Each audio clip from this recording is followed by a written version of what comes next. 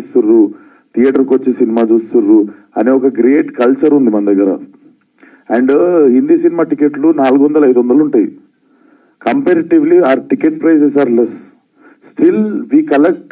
వాళ్ళు ఇండియాలో 28-29 స్టేట్లలో వచ్చే కలెక్షన్లు మనం 2 స్టేట్లలో ఇచ్చేస్తుంటాం మన తెలుగు ఆడియన్స్ అంత చిన్న టికెట్ ప్రైస్తో.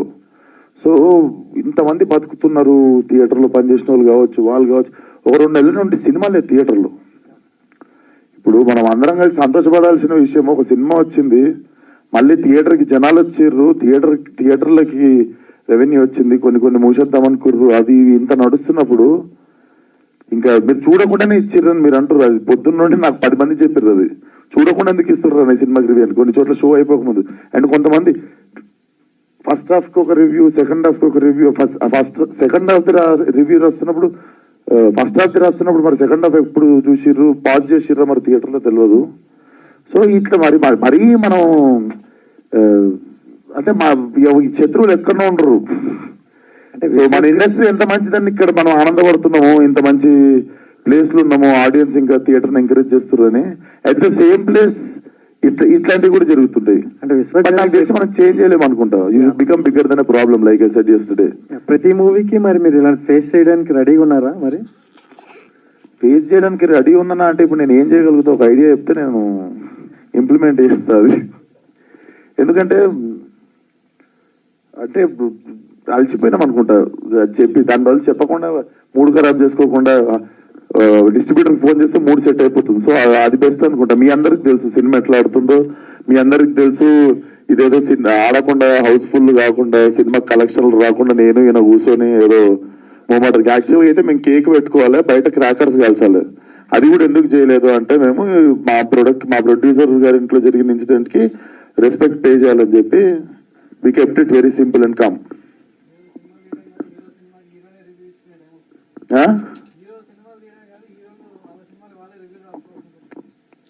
ఒకసారి పబ్లిక్ కూడా చెప్పుడు సార్. హీరోలు సినిమాలు తీయడం కాదు, హీరో సినిమాకి హీరోనే రివ్యూ రాసుకోవాల్సిన పరిస్థితి వస్తుంది అంటున్నారు. అట్లా పిచ్చోడు అనుకోరా చూసిన వాళ్ళు? అంటే చూడకుండానే రివ్యూలు ఇస్తున్నారు అంటారు కదా. చూడకుండా కొందరు ఇస్తున్నారు. అది అక్కడ నుండి వచ్చిన మాటనే కదా. నేను ఇక్కడ కూర్చొని అట్లా చెప్తే నాకు నా మీద జాలి చూపిస్తారు అది ఇది అని చెప్పి నేను అది పదం కూడా వాడలే. అది మీ దిక్కు నుండే ఇటు వచ్చింది. నేను నోరు తెరిచి కూడా చెప్పలేదు. మీరే అన్నారు చూడకుండా కూడా కొందరు రివ్యూలు ఇస్తుర్రేమో అని మాకు అనిపిస్తుంది అని మీరు అన్నమాట. అది విశ్వక్ గారు కంగ్రాచులేషన్ మీకు. అంటే లాస్ట్ వీక్ నుంచి చూస్తుంటే థియేటర్లు క్లోజ్ అవ్వడము, పెద్ద సినిమా రావట్లేదు అని అన్నారు. కానీ ఈ సినిమాతో మొదలయ్యింది, ఇంకా నెక్స్ట్ మంత్ అన్ని కూడా కంటిన్యూ అవుతుంటాయి పెద్ద సినిమాలతో. సో దానికి కంగ్రాచులేషన్ ముందు. Thank you so much. So director గారికి నా క్వశ్చన్ సార్, ఎలా ఎంజాయ్ చేస్తున్నారు ఆడియన్స్ రెస్పాన్స్, థియేటర్స్ విజిట్ చేయడం లాంటినప్పుడు? Sir incredible sir. ఎందుకు అంటే the kind of responses that I'm getting from public అసలు మామూలుగా మాట్లాడట్లేదు.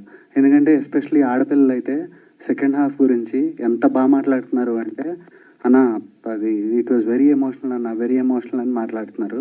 It was. అండ్ అబ్బాయిలకు అందరికీ ఎందుకంటే యాక్షన్ సీక్వెన్సెస్ కానీ అదే అన్నట్టు పంట మీదది కానీ లారీ మీదది కానీ ఇంటర్వెల్ ఫైట్ కానీ మన విగ్రహం సీన్ కానీ ఇవి కానీ అంటే they were raving about each and everything what they loved so much.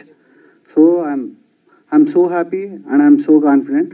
ఎందుకు అంటే ఇంత లవ్ నాకు డిస్ట్రిబ్యూటర్స్ ఫోన్ చేసి సీడెడ్ నుంచి, ఆంధ్ర నుంచి, నైజాం నుంచి అందరూ చెప్తుంటే, రెవెన్యూలు చెప్తుంటే ఐ వాజ్ థ్రిల్డ్ సార్ ఓపెన్గా. And greatest of the compliment Balakrishna garu ఇందాక వచ్చిన వెంటనే చెప్పినప్పుడు ఐ ఫెల్ట్ అసలు ఎంటైర్ ఫ్యామిలీ చాలా ఇంటెన్సిటీ ఉందండి, వెరీ ఎమోషనల్, చాలా బాగుంది అని.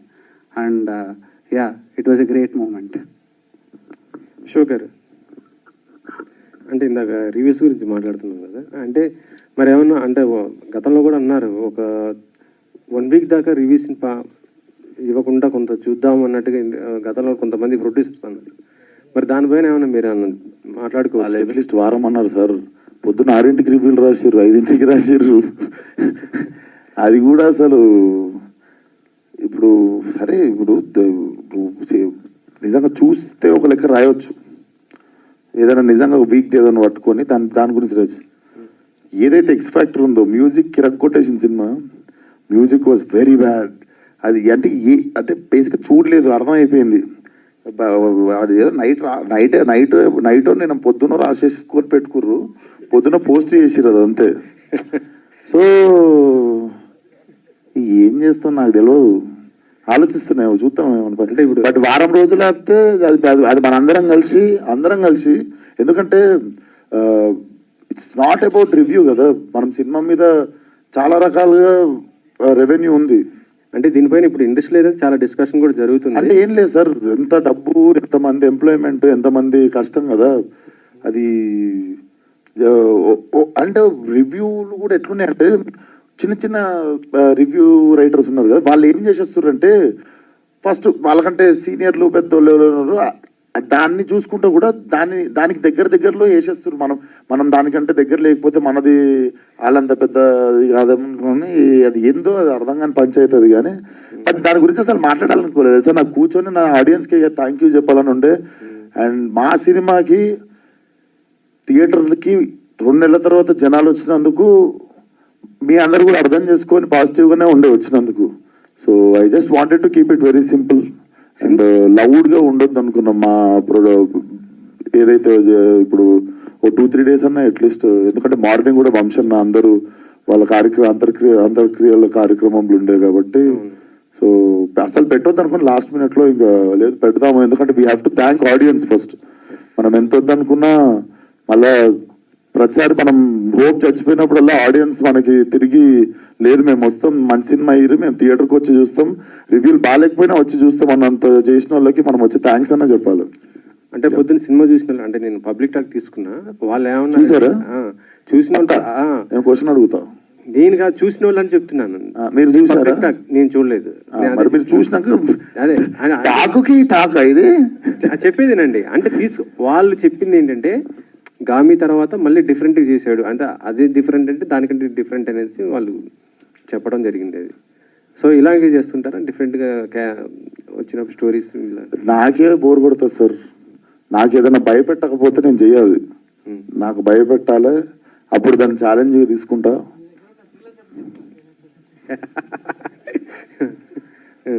ఆబ్వియస్లీ సార్, నా తెలుసు, మీ అందరికి తెలుసు, పెట్టుకున్నా అంటే ఏదో పెద్ద పంచాయితీ పెట్టుకుంటా, ఏదో భయపెట్టేది లేకపోతే చేయగలుగుతారా ఇడు అనేదే పెట్టుకుంటుంది అన్న. అంటే విశ్వక్ సినిమా వస్తుందంటే మాత్రం డిఫరెంట్ ఇండస్ట్రీ కాదు మొత్తం ఆడియన్స్ అందరు కూడా వెయిట్ చేస్తున్న పరిస్థితి ఉంది, అదైతే గ్యారంటీ. అది thank you so much sir. Vishwak Sen గారు, అంటే బుక్ మై షోలో అంతా నెగిటివ్ ఇస్తున్నారు, 1.1 అలా ఇస్తున్నారు. అంటే మీరు కొంచెం జెన్యున్గా ఉంటారు కాబట్టి మిమ్మల్ని ఎవరైనా కార్నర్ చేసి టార్గెట్ చేస్తున్నారు అనుకుంటున్నారా ఏంటి? ఇది ఆ బుక్ మై షో పంచాయతీ అయితే వాళ్ళకి ముందు I think BookMyShow also should consider this. Before they use to ticket కొన్నోళ్ళకే స్టార్ అంటే వాడు షో అయిపోయిన తర్వాత మనకు పంపిస్తుండే, నువ్వు ఎంత ఇస్తావు రేటింగ్ అని. 10కి ఉంటుంది వాడిది రేటింగ్. సడన్గా బాట్స్కి ఎట్లా యాక్సెప్ట్ చేస్తుంది బుక్ మై షో అనే అప్లికేషన్? ఎందుకంటే ముందు మనం ఓన్లీ టికెట్ కొని చూసినోడిది మాత్రమే అందరు యావరేజ్ చేసుకొని 9 అంటే హిట్ వరకు కూడా, నేను చేసిన హిట్ సినిమాకి కూడా ఇట్ వాజ్ లైక్ 9.5 కాన్స్టెంట్గా ఉండే, దానికి టైం వరకు కూడా ఉంటే. మొన్న రీసెంట్గా why is this application is also accepting bots to constantly put 1000s of ones వస్తున్నాయి. చూసిన వాళ్ళు 9.8, 9.5 ఇస్తారు కదా, అది యావరేజ్ టాలీ చేసుకొని తగ్గించేస్తుంది. సో ఇప్పుడు ఈవినింగ్ నుండి చూపించడం స్టార్ట్ చేస్తుంది. అది ఇప్పుడు ఆల్రెడీ ఇంకా స్టార్ట్ అయ్యాలి మా పొద్దున్న నుండి ఆల్రెడీ. మీరు if you just open your phone, open book my show, gangs of Godavari మీద కొట్టండి, కింద ఫస్ట్ ఒక 3 చూపిస్తుంది రేటింగ్, టచ్ చేస్తే మీకు అసలు పొద్దున్న నుండి ఎంతమంది 1లు ఇచ్చారో తెలిసిపోతుంది. ఇట్ లుక్స్ వెరీ ఫేక్, అంటే చిన్నపిల్లలు కూడా చెప్పేవచ్చు అది బాట్ అని. అంటే అదే టార్గెట్ ఏమన్నా ఉందనుకుంటారా మీరు? వాళ్ళు ఏమున్నా జనాలకి ఇది యూనివర్సల్గా ఇది బాట్స్ అని తెలిసిపోయింది అనుకో, దాని మీద నమ్మకం పోతుంది ఫస్ట్ ఆఫ్ ఆల్. అండ్ జనాలు నాకు తెలిసి ఇప్పుడు ఆల్రెడీ 2వ సినిమా కాబట్టి ఆల్రెడీ అందరికి అర్థమైపోయి ఉంటుంది. సో మనం దాని గురించి చేస్తున్న వాళ్ళు ఎవరో మనకు తెలియదు, కంపల్సరీ పని కట్టుకొని చేస్తున్నారు కదా, కానీ ఎవరో మనకు తెలియదు. కానీ అన్ని పనులు ఉన్నాయి. అంటే ఒక హీరోని అలా టార్గెట్ చేస్తే ఆయనతో సినిమాలు చేస్తే ప్రొడ్యూసర్ కూడా నష్టం కదా, పోతలేరు కదా, అదే ప్రాబ్లం. వాళ్ళు ఫెయిల్ అవుతారు కదా. ఇప్పుడు ఏం చేసి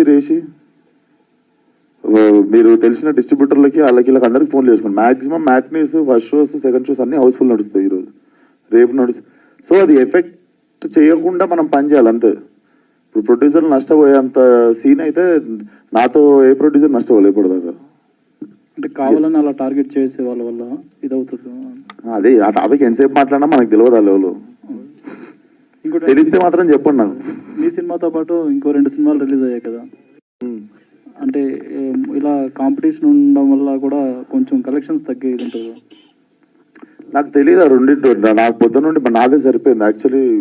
ఇప్పుడు ఒకసారి కొంచెంసేపు అయితే అసలు మిగిలిన ప్రపంచంలో ఏం జరుగుతుంది, అసలు నా సినిమా నేను కాకుండా అసలు ప్రపంచంలో ఏం జరుగుతుంది నేను తెలుసుకోనికుంటుంది. మాకు పని వర్కే సరిపోయింది జస్ట్.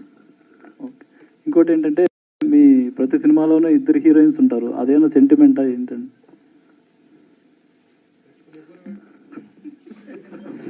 నమస్తే అన్న. సెంటిమెంట్ నేను ఆలోచిస్తున్నా అన్నిట్లోనా హిట్లో ఒకలే ఉన్నారు,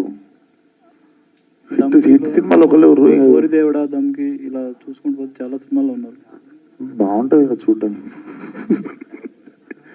గామిలో ఒకలే ఉండే, గామిలో ఉన్న ఒక్కరు కూడా హీరోయిన్ కాదు, క్యారెక్టర్ మీకు తెలుసు. ఇట్లా లాస్ట్ లో మా అంటే ఒకసారి ఇట్లా అంటే అంత హీరోయిన్.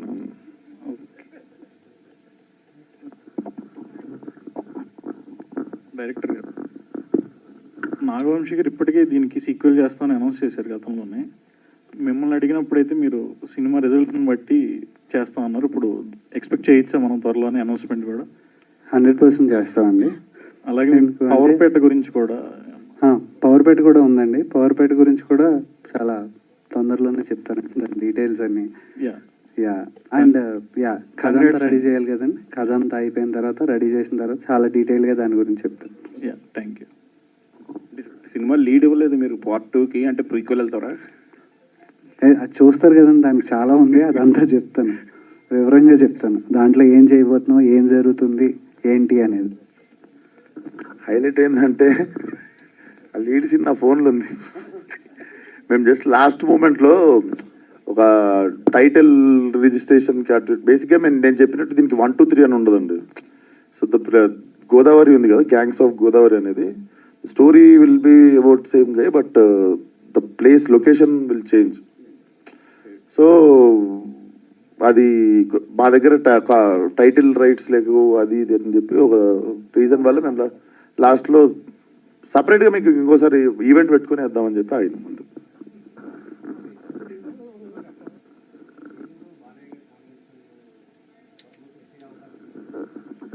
అవును సార్, అది ఒకసారి అది ఇప్పుడే ఈరోజే రిలీజ్ అయ్యింది.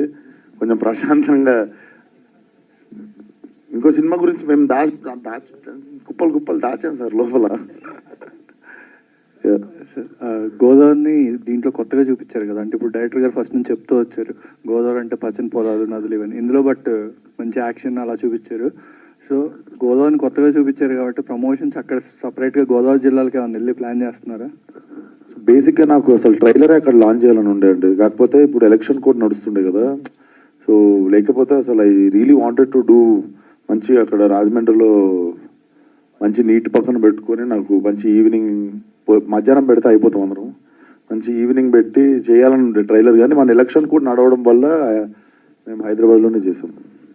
డైరెక్టర్ లాస్ట్ క్వశ్చన్, మీరు గోదావరి జిల్లా ప్రజల్ని కించపరిచేలా మాట్లాడారని ఒక వివాదం అయితే వచ్చింది last time.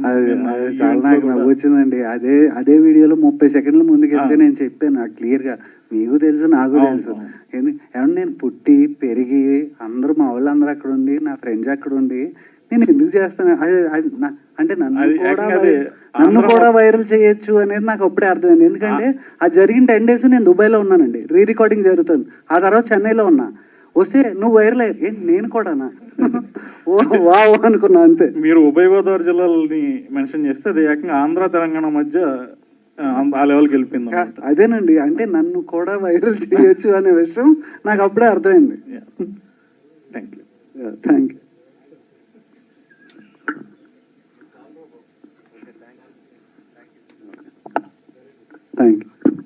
Thank you one and all. Success మీట్లో కలుద్దాం. Yes, thank you.